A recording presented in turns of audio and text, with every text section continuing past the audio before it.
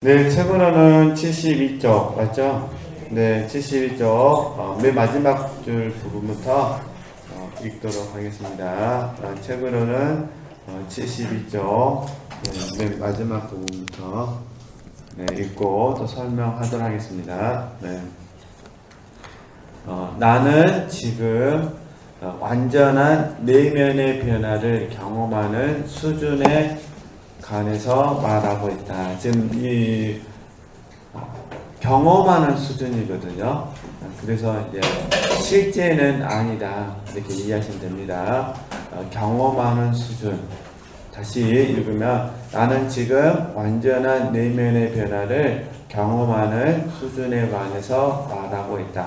우리가 이전에 이기는 생명 공부하실 때 한 번 이긴 것이지 영원히 이긴 것은 아니라고 배우셨잖아요. 그러듯이 지금 내면의 변화를 경험하는 그 수준에 이제 공부를 하게 된 거예요. 근데 이 경험하는 수준, 경험하는 이 부분이 많아지게 되면 어떻게 될까요? 자연스럽게 연단이 되겠죠. 그리고 습관이 될 것이고, 그리고 그게 모아져서 실제의 범위가 넓어지게 되겠죠. 이렇게 이해하시면 됩니다. 저희들이 그 실제라는 단어를 쓸 때는 목표는 온전함인데 지금 저희들이 경험하고 있는 것은 부분적인 것에 불과하다는 것. 그래서 계속해서 온전함을 향해서 정진하는 겁니다. 이렇게 이해하시면 됩니다. 13쪽 보시면 이 수준은 경험하는 수준입니다. 주님과 그분이 정복하신 속 사람 사이에 구분이 거의 없거나 아주 없다는 사실로 알 수 있다. 이거는 자기 부인, 자아 부정, 자아 상실 그걸 말하는 겁니다. 내가 없다. 처음에는 자기를 부인하는 거잖아요. 그 다음에 자아를 부정하는 거잖아요. 그 결과 어떻게 하는 거죠? 내가 없게 되는 거잖아요. 그러니까 다시 보면 이 수준은 주님과 그분이 정복하신 속 사람 사이에 구분이 거의 없거나 자기 부인, 자아 부정, 자아 상실하거나 아주 없다는 거 뭐냐면 그 순간만큼은 정말 나는 없고 누구만 있다는 거예요. 주님만 있다 그런 의미입니다. 지금 책에는 그 속 사람으로 번역을 했는데 제가 이야기하는 영과 혼을 말합니다. 이게 지금 이 번역하신 분은 속 사람으로 번역하셨는데 이 부분은 우리가 이해할 때는 영과 뭐의 문제인 거죠? 혼의 문제다. 그래서 혼이 자기를 부인하는 거잖아요. 그렇게 해서 자기 부인, 자아 부정, 자아 상실로 이해하시면 됩니다. 그러니까 구분이 거의 없다는 것은 자기 부인, 자아 부정, 그 다음에 아주 없다는 것은 자아 상실 이렇게. 주님은 속 사람이 온전히 영과 같아질 때까지 점차적으로 변화시키신다. 영과 같아질 때 이 말 뭐냐면 영에게 순종할 수 있다는 걸 말하는 거죠. 그러니까 그래서 아까 제가 속 사람은 영과 혼이라고 이해를 한다고 그랬잖아요. 이 문장들 하나면 여기는 속 사람은 혼이 되겠죠. 그러니까 혼이 온전한 영과 같아질 때까지, 그러니까 영에 기속된다. 우리가 배우셨으니까. 주님은 속 사람이 온전히 영과 같아질 때까지 점차적으로 어떻게 하는 거죠? 변화시키신다. 이 문맥으로만 보면은 우리의 혼을 하나님께서 연단을 시키셔가지고 변화시키신다. 그걸 말하는 거거든요. 속 사람은 자기를 더 이상 하나님과 분리시킬 수 없다. 우리가 지금 말하면 성령께서 영 안에 계시고 영이 혼을 가져서 혼이 몸을 사용하고 이거 말하는 겁니다. 이제 모든 것이 하나님인 것 같다. 왜 그런가? 속 사람의 근원을 통과했기 때문이다. 속 사람이 모든 것의 모든 것 되시는 분과 재연합을 한 것이다. 즉 모든 것의 모든 것 되시는 분은 하나님이시잖아요. 모든 것의 모든 것 되시는 분과 재연합을 한 거니까 제가 이제 불러드리겠습니다. 그래서 전부 알고 계시는 거예요. 하나님은 나의 모든 것이십니다. 하나님은 나의 모든 것이십니다. 하나님은 나의 전부이십니다. 이 고백입니다. 나는 여기에서 당신의 미래의 여정 속에 무엇이 기다리고 있는지에 대한 일반적인 개요만을 이야기하고 있을 뿐이다. 주님과의 경험이 남은 모든 것들을 당신에게 가르쳐 줄 것이다. 빌립보서 3장 9절에서 11절 말씀. 빌립보서 3장 9절에서 11절 말씀. 이게 우리가 앞으로 계속해서 배워야 될 공과시거든요. 네, 너무 내용 잘 아시니까. 네. 어떤 성도가 여기에서 설명되어진 것보다 더 완벽한 상태로 변화되어질 수 있을까? 그래서 또 메모 한번 하시게요. 이거 뭐냐면은 율법적 온전함을 말하는 거 아닙니다. 여기서 말하는 거는 율법적 온전함을 말하는 것이 아니라 생명적 연합을 말하는 겁니다. 생명적 연합. 그러니까 사람들이 보기에 윤리적으로 도덕적으로 완벽하다 이건 아닙니다. 오직 그건 예수님만 하시는 거고 우리는 주님 안에 거할 때 우리가 온전해진다. 주님 안에 거하지 않으면 어떻게 될까요? 온전하지 않게 되는 거죠. 네. 그래서 둘 중에 하나예요. 주님 안에 거할 때는 온전하고 주님 안에 거하지 않을 때는 온전하지 않고 이게 지금 여기서는 주님 안에 거하는 걸 말하는 겁니다. 생명적 연합. 그래서 우리가 이런 지식들을 알아야 나를 이렇게 스스로를 판단하지 않고 다른 사람을 판단하지 않습니다. 이것이 가능하다면 그 성도는 실상 하나님의 무한성에 참여하고 있는 셈이다. 그 성도는 종종 그가 경험한 엄청난 넓이와 길이를 비교해 볼 때에 온 세상은 단지 작은 뭐라는 거죠? 점과 같다는 것을 발견할 것입니다. 그가 하나님의 뜻 안에서 발견하는 모든 것들이 이 중요합니다. 하나님의 뜻 안에서 발견하는 모든 것들이 그의 혼 혹은 재생된 영, 인간의 영과 혼이 이제 거의 하나가 되었기 때문에 그의 혼을 확장시킬 것입니다. 정리하면 이런 부분이에요. 우리가 활동하게 학습하고 또 경험하는 부분이니까 성령께서 영 안에 계시잖아요. 이걸 저희들이 영이 주도권을 갖는다 그래서 1차적 지위라고 제가 말씀드렸잖아요. 그러면 어떻게 된 거죠? 혼은 2차적 지위를 갖는 거죠. 그럼 당연히 몸은 3차적 지위를 갖는 거거든요. 그래서 영이 마치 예를 들면 주인과 같고 혼은요 종과 같고 몸은 노예와 같고 굳이 이 비유를 들면 이 종은 청지기가 되는 거죠. 비유를 들면 그러니까 주인은 영이 되는 겁니다. 이 말은 누가 주인이시다 그 말이에요. 성령께서 주인이시다. 성령께서 주인이 되신 겁니다. 주인 되신 성령께서 영 안에서 역사하면 혼은 뭐가 되는 거예요? 청지기가 되는 거예요. 그래서 우리가 이 청지기로서 지혜롭고 충성하기 위해서 훈련하는 거예요. 근데 이 청지기는 혼이 있잖아요. 혼. 지정의가 있다는 거예요. 그러니까 이제 어떻게 해야 될까요? 지혜롭고 충성된 종이니까 이 혼이 영의 온전히 이제 협력자가 되는 거죠. 그래서 얘들 계속해서 반복해서 이런 원리들을 공부하는 거예요.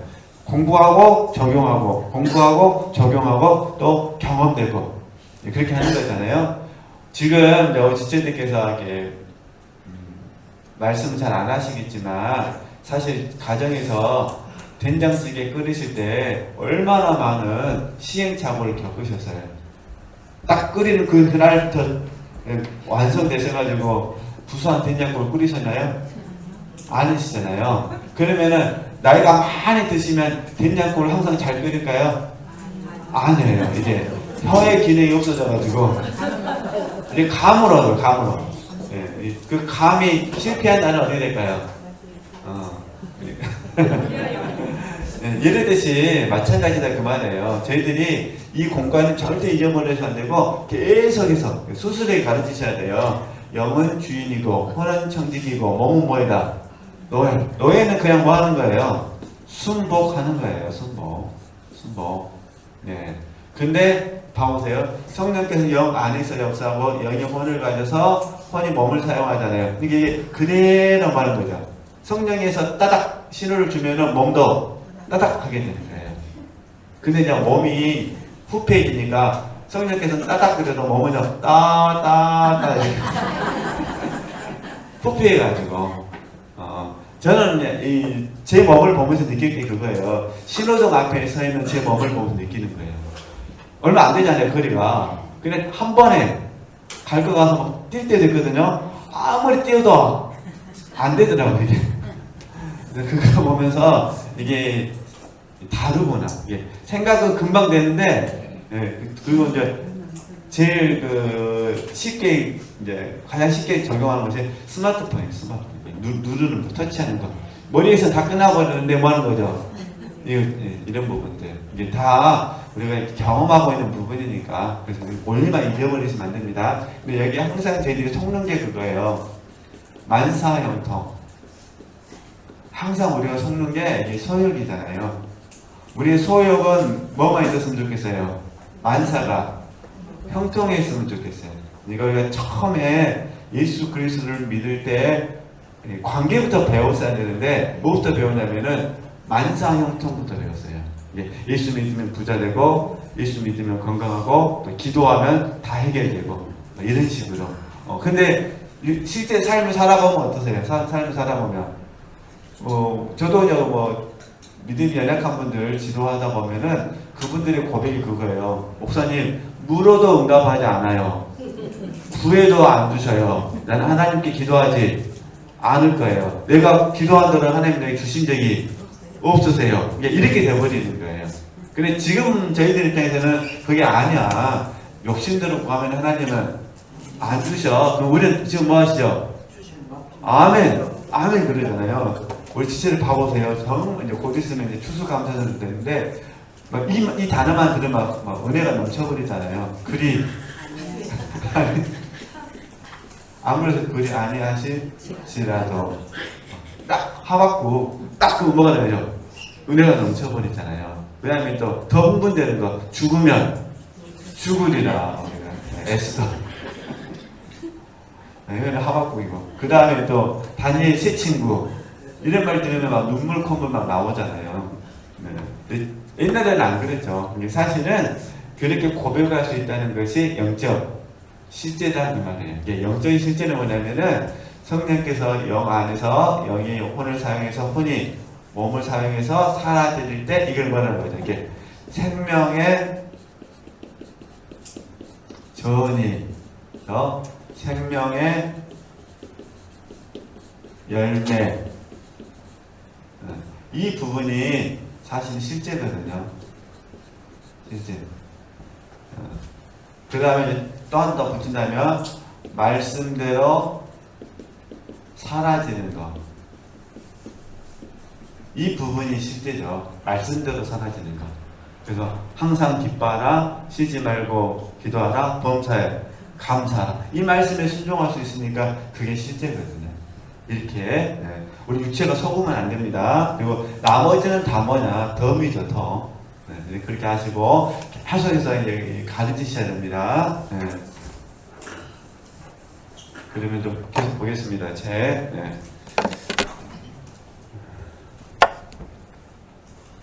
그러면 이제 옆에다가 이제 메모하시면 되세요. 불러드릴게요. 우리 혼이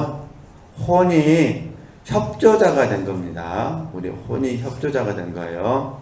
그래서 혼이 하여튼 잘 협조한다고 봤을 때 좋은 협조자가 되면은 옥토가 되는 거예요.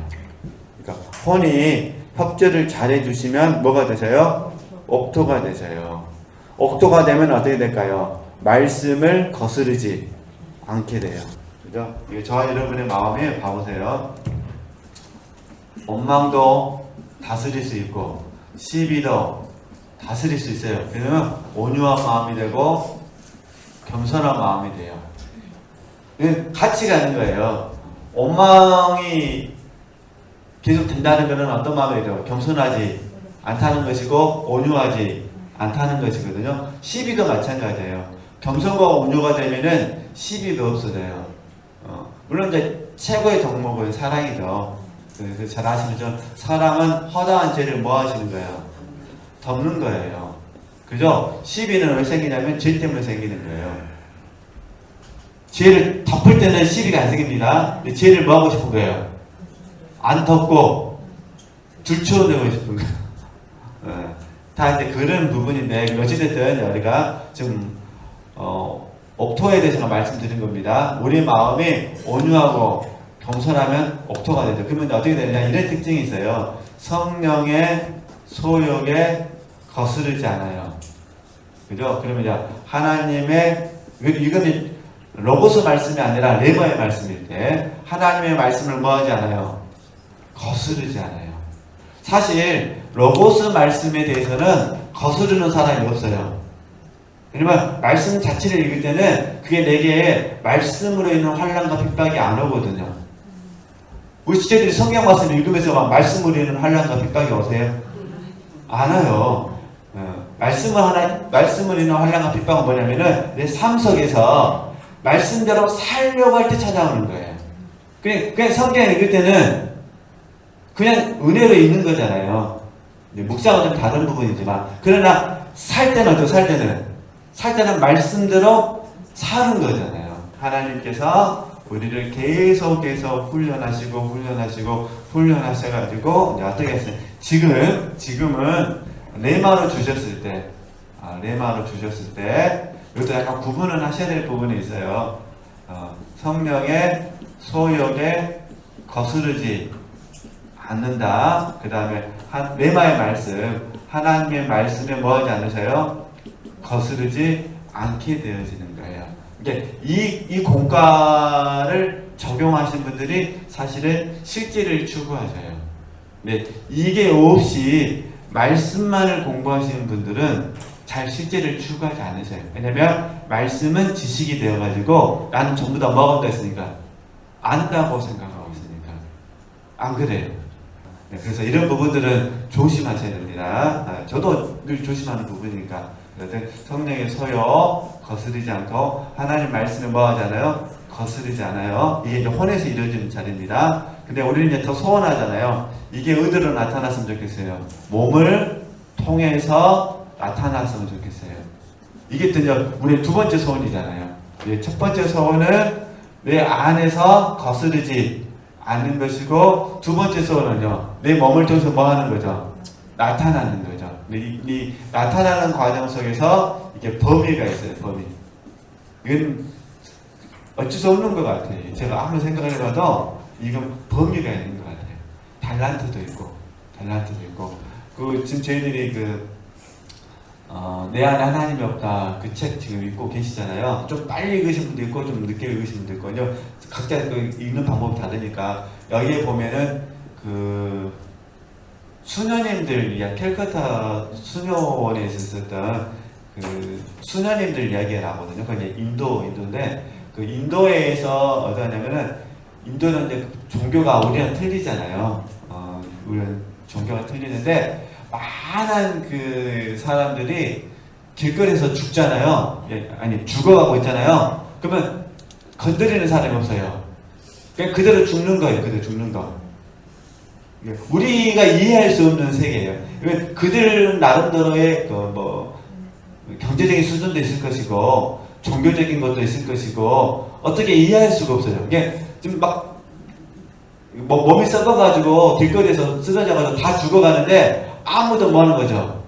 보지를 않는 거예요. 그러니까 이제 캘커타 소속된 수녀원들이 날마다 이제 함께 모여서 예배하고 기도하고 했다가 일정 시간이 되면은 길거리로 나와서 뭐 하는 거죠? 이렇게 길거리 쓰러져 있는 사람들을 이렇게 안고 수녀원에 데려와서 치료해주고 죽을 때까지 뭐 해주는 거예요?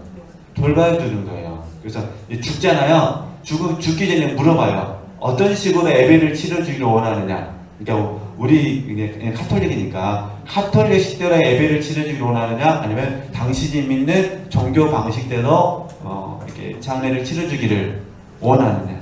그래서 만약에 자기네 식대로 원한다고 하면 어떻게 하는 거죠? 그러면 그 식대로 예배를 장례를 치러주는 거예요. 이런 사역을 합니다. 근데 만약에 저한테 일주일 동안 가서 탐방만 해야 되냐, 이만 하고 싶어하고 탐방만 해갖고 제가 거기 몸 다 썩어가고 뭐 이런 사람들 저거 하라 하면 하긴 하겠죠. 제 말은 안 한다는 걸 하긴 하는데 이해되시겠죠? 허라고 몸이 어떻게 될까요? 그걸 몇 퍼센트나 감당할까요? 그러면 그 감당하고는 모습 보면서 옆에서 목사가 돼갖고 이런 것도 하나 못하냐 하면 제가 불타고가 나겠습니까? 안 하겠습니까? 이런 데에서는 우리가 혼동이 없어졌으면 좋겠다. 그래서 그러면 이제 어떻게 해야 되느냐? 이렇게 그러면 적용점은 이런 부분이에요. 한 번 이상 순종해 드렸다면 저와 여러분이 욕심 부리지 말고 뭐 있으면 좋겠다는 거예요. 많이 감사를 드렸으면 좋겠다는 거예요. 그죠? 오늘 내가 기도했어요. 얼마나 감사해요. 그러니까 기도했으니까 하나님 기도할 수 있어서 뭐합니다? 감사합니다. 이렇게. 오늘 이제 도서팀 모임 오셨잖아요. 저는 얼마나 감사한지 모르겠어요. 오늘 어떤 무조건 끝내야 집에 갑니다. 오늘 끝내려고 이런 말 안 하기로 했는데 지금 오늘 끝내고 했는데 설명하다 보니까 그러면 제 입장에서는 그 하나님과 연합이 오늘 강의 끝나잖아요. 이거 얼마나 뭐하겠어요? 감사하죠. 근데 여기다가 괜히 터달아갖고 실제는 얼마나 됐는지 그동안에 배운 것들은 얼마나 기억이 나는지 기억이 안 나야 정상입니다. 기억나면 안 되는 거예요. 기억이 안 나야 날마다 새로운 근데 그잖아요. 실제가 얼마나 배우면 뭐예요? 살지도 않는데 뭐 예를 들면 기억도 하나도 안 나네. 뭐 이렇게 막 벽계로 가버리면 뭐가 되는 거예요? 이건 안 되는 거예요. 이거는. 그렇죠? 제 말은 한 번 이상 뭐 했으면 순종할 수 있었으면 뭐하자? 감사. 그러면 한 번이 10번이 되고 10번이 100번이 되고 이렇게 되는 거죠. 그죠? 그럼 말씀 듣고 아멘하고 살고 듣고 아멘하고 살고 이렇게 되면 다 아시는 것처럼 우리의 삶이라는 게 이벤트가 없었으면 좋겠는데 이벤트가 언제 찾아올지 몰라요. 순식간에 찾아와 버려요. 그러니까 우리는 어느 누구나 100%는 할 수가 없어요. 그 과정 속에서 누가 빨리 자기 부인하느냐, 자아보장하느냐, 상실하느냐의 문제라는 거 그렇게 이해하셨으면 좋겠습니다. 이거 설명하고 싶어요. 다시 읽겠습니다. 그가 하나님의 뜻 안에서 이해되시겠죠? 발견하는 모든 것들이 그래서 이걸 레마로 하는 거예요. 그가 하나님의 뜻 안에서 발견하는 모든 것들이 그의 혼 혹은 재생된 영 인간의 영과 혼이 이제 거의 하나가 되었기 때문에 이제 모든 것들이 그의 혼을 확장시킬 것이다. 그러니까 만약에 이러한 확장 혹은 팽창이 계속 일어난다면 혼은 완전히 뭐해지는 거죠? 사라질 것이다. 네, 사실은 이제 없어지는 건 아닙니다. 단지 통제를 받는 겁니다. 통제. 이러한 일이 일어나는 것을 막기 위해서 혼은 하나님의 뜻 안에 있지. 혼은 하나님의 뜻 안에 있지 않은 혼 주변의 것들에 의해서 뭐한 거죠? 제한되어지기도 한다. 그러니까 그래서 우리가 궁극적으로 부활을 소망하는 거예요. 마음과 실제가 다르기 때문에 이해되시겠죠? 이거 얼른 뭐한 걸로 부활해서 신령한 몸을 덧입고 싶은 거죠. 그래야 온전히 연합되니까. 네. 나는 변화를 가져오기 위한 수단이 당신의 영이라는 것을 지적하고 싶다. 당신의 존재의 중심은 당신의 의지를 포함하여 당신의 영과 연합한 당신의 기능들 외에는 아무것도 아니다. 변화를 경험하면 할수록 당신의 영은 그리고 그 영 안에 있는 당신의 의지는 더욱 뭐라는 거죠? 변화되어져서 하나님께 속한 것들로 변화되어질 것이다. 우리가 이제 이미 암송하고 계신 말씀 요한복음 15장 4절에서 5절 말씀 읽고 좀 다시 설명하겠습니다. 이미 다 아시는 거니까 혼이 하나님의 영 안에서 행동하고 일을 한다. 따라서 하나님의 영의 의지가 당신의 의지에 의하여 뭐하는 거죠? 대치되어진다. 이것이 너무도 자연스럽기 때문에 당신은 당신의 의지가 하나님의 뜻을 행하는지 아니면 하나님의 의지가 당신의 의지가 되는지를 구별할 수 없을 것이다. 이건 이제 이렇게 이해하시면 되세요. 다 이렇게 지적으로 알고 계시는 부분인데, 그러니까 우리가 이렇게 고백하잖아요. 하나님의 뜻이 나온 뭐가 되고요. 뜻이 되고, 이게 하나님의 생각이 우리가 나의 생각이 되고 다 하시는 거니까 하나님의 마음이 내 마음이 되기를 내 마음이 되기를 바라고 원하고 기도합니다. 이렇게 하잖아요. 근데 이 부분이 이제 일부분이지만 경험되어진다 그 말이에요. 그러니까 하나님의 뜻이 나의 뜻이 되는 거예요. 그럼 그럼 어떻게 되냐? 우리가 원한다고 그러잖아요. 원함이 뭐가 되는 거예요? 이게 지금 요한복음 15장 7절 말씀이 이렇게 되는 거예요. 내 말이 너희 안에 거하고 너희가 내 안에 거하면 무엇이든지 원하는 대로 뭐하라? 구하라. 이렇게 되어지는 거예요. 여기에는 야고보서 선생님이 말하는 정력이 없는 거예요. 여기 뭐가 있을까요? 사랑만 있는 거예요. 그러니까 하나님의 뜻이 나의 뜻이 되고 하나님의 생각이 나의 생각이 되고 하나님 마음이 나의 마음이 되어지는 것 궁극적으로 이거 뭐하게 되죠? 그죠? 사랑하게 되는 거예요. 사랑 안에서 일치가 되어버리는 거예요. 그러니까 이곳에는 뭐가 없다는 거예요? 정력이 없다는 거. 이럴 때 하나님께서 뭐라고 해요? 원하는 대로 구하라. 이렇게 말씀하시는 거예요. 그러니까 이 과정을 지금 저희들이 경험하고 있다는 거. 근데 이제 어떤 경우에는 이 원함이 어디서 나온 거죠? 정력에서 나오는. 그래서 저희들이 배우셨잖아요. 원함이 있으면 먼저 뭐하라? 분별하라. 성령의 소욕인지 육체의 소욕인지 이렇게 이제 설명하는 거거든요. 그래서 보겠습니다.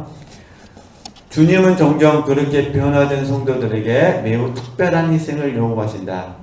하지만 사실 거기에는 희생이 전혀 따르지 않는다는 것을 덧붙여 말하고 싶다. 우리는 쉽게 말하면 헌신, 우리는 쉽게 말하면 헌신, 십자가 이렇게 부르잖아요. 그래서 십자가를 지고 주님을 따르는 거잖아요.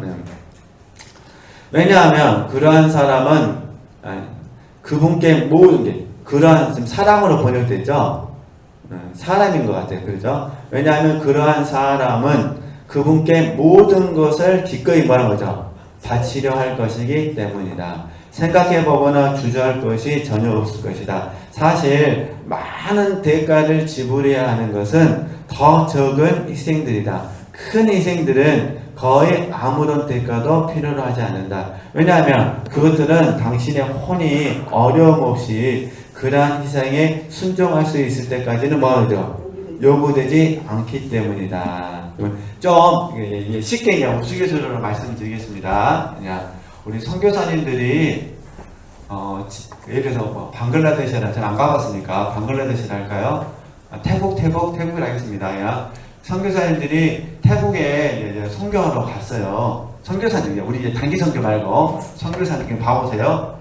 선교사님들이 하여튼 A라는 선교사님이 태국에 갔어요. 선교를 합니다. 그럼 봐보세요. 큰 것은 다 버렸어요. 그만한 거예요. 이해되시죠? 한국도 버린 거잖아요, 지금. 집도 다 버린 거잖아요. 목숨도 버리고, 큰 거 다 버렸다는 거예요. 직업도 버리고, 명예 다 버렸어요. 이해되시죠? 근데 이제 뭘 못 버렸냐? 태국서 살면서 자존심은 못 버리는. 이 얘기를 하는 거예요. 우리도 큰 거는 큰 거다 뭐예요? 쉽게 버린다는 거예요. 죽으면 죽으리라. 아멘! 한다는 거예요. 근데 누구랑 부딪혀서 자존심 있으면 죽으면 죽으리라가 아니라 이것만은 안 됩니다. 네, 쉽게 이제 제 얘기를 든 거예요. 이걸 말씀드리는 겁니다. 우리가 찬양 부를 때 얼마나 은혜롭게 찬양해요. 가라 하시면 가고 서라 하시면 서겠습니다. 아멘 하잖아요. 큰 건 한다는 거예요. 근데 진짜로 그거 열받았게 했는데 멈춰라 하면 안 멈춰. 그냥 한마디 했는데 나는 열마디 하고 퍼부어야 돼요. 안 멈춰진다는 거예요. 네, 쉽게 이해하면 그걸 말씀드리는 겁니다. 근데 다시 큰 희생들은 거의 아무런 대가도 필요하지 않는다는 거예요. 대부분 다 립서비스예요, 립서비스. 왜냐하면 그것들은 당신의 혼이 뭐하지 않습니까? 어려움 없이 그러한 희생에 순종할 수 있을 때까지는 뭐 되지 않게 되냐? 요구되지 않기 때문이다. 예수 그리스도께서 이 땅에 오시는 것과 관련한 말씀이 여기에 있다. 자, 히브리서 10장 17 말씀 너무 잘 하시는 말씀이잖아요. 이에 내가 말하기를 하나님이여 보시옵소서. 두루마리 책에, 예수님의 말씀이에요. 두루마리 책은 성경. 두루마리 책에 나를 가리켜 기록한 것 같이, 나는 예수님입니다. 예수님이 이 땅에 오셨다는 거예요. 하나님의 뜻을 행하러 왔나이다 하십니다. 예수님이 이 땅에 오신 이유는 하나님의 뜻을 행하러 오셨다. 예수 그리스도가 어떤 성도의 안으로 들어오실 때는 그분이 그 사람의 살아있는 원리가 된다. 예수님이 나를 통해서 사신다 그 말입니다. 근데 예수님은 뭘 하러 오셨어요? 하나님의 뜻을 행하러 오셨어요. 그러니까 내 안에 계신 주님이 나를 통해서 뭐 하신다는 거예요? 하나님의 뜻이 이루어지기를 원하신다는 거예요. 이게 주기도문이잖아요. 뜻이 하늘에서 이룬 것 같이 땅에서도 이루어지기를 원합니다. 근데 땅에서 이루어지려면 먼저 어디서 이루어져야 돼요? 내 마음에서. 계속 이 이야기를 하시는 거예요. 예수님께서 그 사람 안에서 그분의 일을 끝마치실 때 예수님은 그 사람의 속사람 안에서 그분의 제사장직을 끊임없이 성취하시는 영원한 제사장이 되신다. 이것은 장엄한 일이며 성도가 영광으로 들어갈 때까지 뭐 해야 돼요? 계속되어질 것입니다. 근데 그러지 못한 교회가 라오디아 교회예요. 근데 너무 놀라운 것은 라오디아 교회에서 주님이 마음의 문을 계속 뭐 하신다는 거죠? 두드리고 계신다는 거예요. 그래서 우리가 깨어나는 거예요. 주님이 두드리시니까. 당신의 속사람이 변화되어질 때에 주님은 매우 실제적인 방식으로 다른 사람을 도와주는 일을 당신에게 맡기신다. 이게 이제 멘토링, 영혼을 얻어들인 겁니다. 당신은 더 이상 어떤 것에 관해서도, 특히 당신 자신에 관해서도 불안해하지 않을 것이다. 왜냐하면 당신에게는 잃을 것이 아무것도 없기 때문이다. 결과적으로 하나님은 다른 사람들을 성령의 인도를 받는 그와 똑같은 길로 이끌기 위하여 당신을 뭐 하는 거죠? 사용할 수 있을 것이다. 그래서 우리가 지금 성령의 사람으로 돕기 위해서 우리가 서로 사역에 참여하고 있는 겁니다. 성령의 인도를 받는 부분이니까 당신이 여전히 당신 자신에 사로잡혀 있는 동안에는 주님께서 이 목적을 위하여 당신을 무엇을 사용하실 수 없을 것이다. 그러겠죠. 왜 그런가? 당신이 주님의 뜻을 아직 온전히 뭐 잡고 있습니까? 따르지 않기 때문이다. 당신은 주님의 뜻을 당신 자신의 생각과 헛된 지혜와 뒤섞는다. 이게 문제죠. 네. 당신은 당신이 지도하고 이끄는 사람들로부터 항상 어떤 것을 유보하려 할 것이다. 나는 변화된 사람이 항상 다른 사람들의 단점을 지적할 것이라고 말하는 것이 아니다. 절대 그렇지 않다. 주님은 성숙한 그리스도인이 또 다른 그리스도인에게 그 사람의 삶의 장애물이 무엇이며, 이게 분별과 지도거든요. 분별과 지도. 그 삶에 어떤 일이 일어나야 하는가에 대해 뭐 하는 거죠? 지적하는 것을 허락하지 않으실 것이다. 지금 이 책에서는 판단 때문에 그런 거예요. 그러나 우리는 뭐 하셔야 돼요? 분별하고 뭐 해주셔야 돼요? 지도해 주셔야 돼요. 반대로 생각하시면 돼요. 네. 예, 판단은 지적하는 것이고, 분별은 사랑에서 나오는 거니까 지도하는 것이고, 그죠? 네. 이런 것들에 대해서 많이 나누게 되면 다른 사람들의 진보에 해가 될 것이기 때문에 지적하시면 안 되세요. 지적하면은 위축이 돼가지고 더 안 해버립니다. 근데 우리 뭘 하셔야 돼요? 지도해 주셔야 돼요. 안내해 주셔야 된다 그 말입니다. 막 그거 가자고 막 이렇게 해 주셔야 돼요. 네. 참으로 변화를 받은 사람은 일반적인 용어와 일반적인 원리들을 가지고 말할 것이다. 변화된 사람이 듣기 힘든 것들에 대해서, 듣기 힘든 것들은 뭐냐면 감당하기 어렵다 그 말입니다. 감당하기 어려운 말씀들 있잖아요. 그래서 이야기한다면 당신은 그리스도 또한 그런 것들을 말할 능력을 가지고 있었다는 것을 뭐해야 돼요? 기억해야 된다. 이게 주님은 은혜와 진리가 충만하신 분이시잖아요. 생명 그 자체이시니까 이게 주님과 우리는 좀 다르잖아요. 네. 그러나 당신의 주님은 합당한 상속자들에게 그들이 듣는 것을 견딜 수 있는 비밀스러운 힘을 주실 수 있는 능력을 가지고 있다는 것을 기억하라. 쉽게 말해서 적과 밥을 모두 제공할 수 있는 능력이 있어야 돼요. 그래서 그 상대방이 젖을 먹어야 된다면 젖을 주는 것이고, 상대방이 밥을 먹어야 된다면 밥을 주는 것이고, 이렇게 이해하시면 됩니다. 적어도 나는 우리 주님께서 오직 그 자신을 위하여 선택한 사람들에게 비밀스러운 힘을 주실 것이라고 말하고 싶다. 여기서 비밀스러운 힘은 생명과 능력입니다. 생명과 능력. 성령께서 내 안에서 생명으로 역사하시고, 성령께서 내 육체를 통해서 능력으로 역사해 주시고, 그럼 뭐 하냐? 감당하는 거예요. 그죠? 감당할 수 있도록 힘을 주신다. 그분이 만지고 계신 사람들에게 이런 그분의 힘을 나누어 주는 것이, 이게 이제 생명 공급. 그렇게 함으로써 주님은 그 사람을 온전히 변화시키고자 하신다. 그러니까 그분의 힘을 나눠줄 때 사람을 변화시키는 이 전반적인 일에 뭐가 되는 거죠? 시금석이라 할 수 있다. 그래서 여기까지 해서 공부 끝내는 걸 하고요. 시는 저도 지금 읽고 있는데 너무 좋은 것 같아요. 한번 개인적으로 시간 되실 때 읽어보셨으면 좋겠습니다. 전체적으로 정리하도록 하겠습니다. 제가 자주 사용하는 말인데, 주님을 알고, 그죠? 얻고, 소유하고, 그 다음에 사랑하고, 그 다음에 뭐 하셔야 돼요? 나누셔야 돼요. 이게 이제 같이 가야 돼요. 이제 주님을 알고, 그 다음에 뭐 하고요? 얻고, 주님을 소유하고, 그 주님 뭐 하시고요? 사랑하시고, 그 주님을 뭐 해주셔야 돼요? 나눠주셔야 돼요. 근데 뭘로 나누냐? 생명으로. 생명의, 그래서 전이라고 그러는 거예요. 생명의 전이. 그러면 주님을 안다는 거 뭐가 되는 거예요? 생명을 공급받게 되는 거예요. 생명을 공급받아야 주님을 알 수 있고, 그리고 삶 속에서 주님을 얻고, 그 주님을 소유하게 되는 거예요. 나의 주님이 되는 거죠. 그래서 나의 주님, 나는 뭐 하는 거죠? 사랑하고, 그 주님을 다른 사람이 뭐 해주는 거예요? 나눠주는 거예요. 이게 공급받고, 생명의 전이, 이게 허비가 되는 거예요. 허비. 생명의 허비. 그죠? 이게 공급받고, 허비하고. 이 삶을 우리는 날마다 사시는 거예요. 이건 의도적으로 사는 것이 아니라, 그냥 자연스럽게 이렇게 사시는 거예요.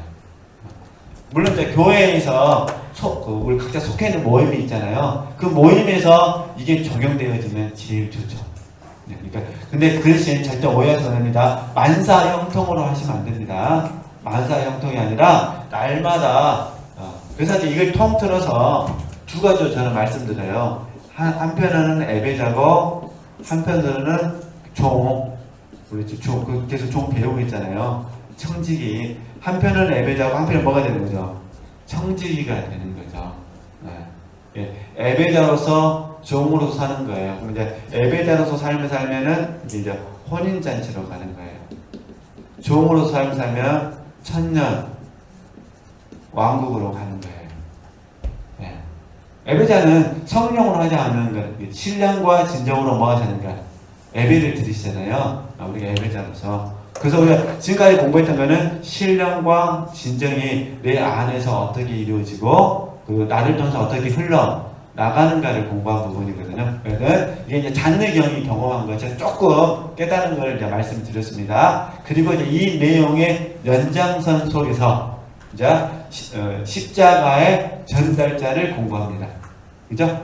전달자는 당연히 이게 전제하에서 뭐의 문제가 될까요? 생명의 전의를 공부하는 겁니다. 생명의 전의를 공부하면서 어떤 경우에 전의가 일어나지 않는지, 어떤 경우에 전의가 일어나는지 누굴 통해서 배우자? 바울을 통해서 배우자. 근데 이제 이 책 주제는 여러 가지가 있는데 그 중에 하나가 십자가의 전달자예요. 이해되시죠? 그래서 그 십자가의 전달자만 공부하면 또 책가기 아깝잖아요. 그러니까 어쩔 수 없이 십자가의 전달자를 자세히 공부하고, 그 나머지 소주제는 제가 책강식으로 이렇게 일주일에 한 편씩 정리를 하도록 하겠습니다. 사실은 일주일에 한 편씩 공부하면은 12가지 강조를 공부를 해야 되는데, 그러면 진짜 너무 그럴 수도 있으니까. 이렇게 하도록 하겠습니다. 네, 그러니까 다시 한번 적용해 보시는 게, 이거는 죽을 때까지 잊어버리시면 안 됩니다. 어떤 의미 아시죠? 우리 이제 저는 남자니까 금방 잊어버리는데 우리 이제 어머님 입장에서는 이렇게 이해하시면 되세요. 직접 아기를 낳아가지고 키워보셨잖아요. 그럼 나중에 이제 혹시나 뭐 안 생기면 어쩔 수 없지만 손자 손녀가 생기면 누가 돌보셔야 돼요? 할머니 돌보시죠. 왜 할머니들이 잘 돌보실까요? 나하고 키워봤으니까. 우리 남자들은 다 하면 어떻게 될까요? 그건 못하죠. 근데 해야 되면 해야죠. 그러나 그 옆에서 지켜보면은 할머니들은 열 받을까요? 안 받을까요? 열 받죠. 그냥 그와 같다 그런 의미입니다. 우리는 한번 배워서 뭐 하는 거예요? 죽을 때까지 계속 하는 거예요. 계속 하는 거예요.